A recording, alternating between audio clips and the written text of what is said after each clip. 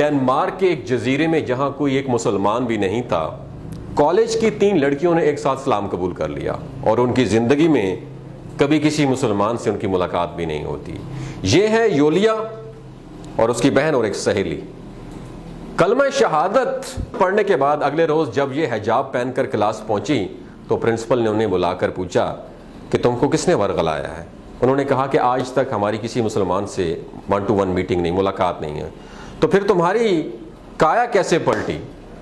اس principal نے پوچھا ان سے۔ تو یولیا اور اس کی بہن نے جواب دیا اور کہا کہ جب ہم نے میڈیا میں اسلام کے خلاف پروپیگنڈا سنا تو تینوں نے ہم نے یہ ڈیسائیڈ کیا کہ اسلام پر ریسرچ کریں گے، اور اسلام کی ریسرچ کرنے کے بعد کوئی بھی نتیجہ آئے گا اس کے اوپر ضرور ہم سوچیں گے۔ دوستو، آپ کے ساتھ بات کرنے کا مقصد یہ ہے کہ اگر آپ بھی تعصبات کو بالائے طاق رکھ کے اگر کوئی تحقیق یا ریسرچ کریں گے تو اس دین کی حقانیت اور قدر و قیمت کا اندازہ ضرور آپ کو ہو جائے گا۔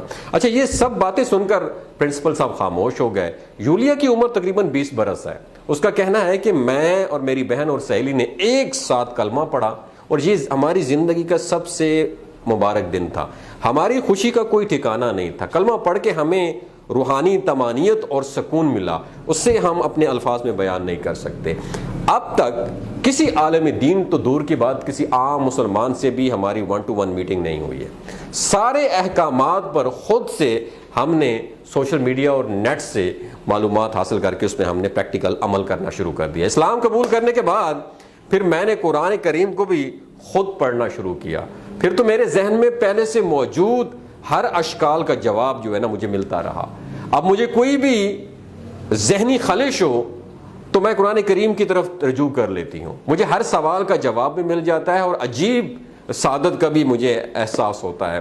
اب میری تمنا ہے، یہ یولیا کہتی ہے، وہ کہتی ہے کہ میری تمنا ہے کہ میں عربی زبان سیکھ لوں تاکہ براہ راست قرآن کریم سے استفادہ حاصل ہو مجھے۔ یولیا کا یہ بھی کہنا ہے کہ میرا مطمع نظر صرف اللہ تبارک و تعالیٰ کی رضامندی ہے، مخلوق چاہے خوش ہو یا ناراض، مجھے ہر وہ کام کرنا ہے جس سے میرا رب راضی ہو۔ میرے پاس جو کچھ بھی ہے وہ سب میرے اللہ تعالیٰ، میرے رب العالمین کی امانت ہے۔ نماز، روزہ اور حجاب وغیرہ کو دیکھ کر میرے بعض عزیزوں نے مجھ سے کہا کہ یہ بڑا مشکل مذہب ہے، اسے چھوڑ دو۔ اس کے بعد مجھے اسلام سے پھیرنے کا ہر حربہ استعمال کیا گیا، میں نے الٹا ان کو اسلام کی دعوت دینا شروع کر دی۔ یولیا کا کہنا ہے کہ میں اب ایک اولڈ ہوم میں بطور کک کام کرتی ہوں۔ میری تمنا ہے کہ میرا ایسا خاندان ہو جس کے سارے افراد مسلمان اور 5 وقت کے نمازی ہوں۔ سبحان اللہ، سبحان اللہ۔ اسلام میں دوستو ایسی کشش ہے، ایسی قوت ہے، جو ایک بار اس کا ہو جائے پھر وہ دنیا کسی دنیا کا نہیں رہتا۔ جو ایک بار اپنے رب کو پا لیتا ہے، اس کے پیارے نبی محمد مصطفیٰ صلی اللہ علیہ وآلہ وسلم کی تعلیمات کو پڑھتا ہے تو پھر اس کا واپس دنیا میں جانے کو دل نہیں کرتا۔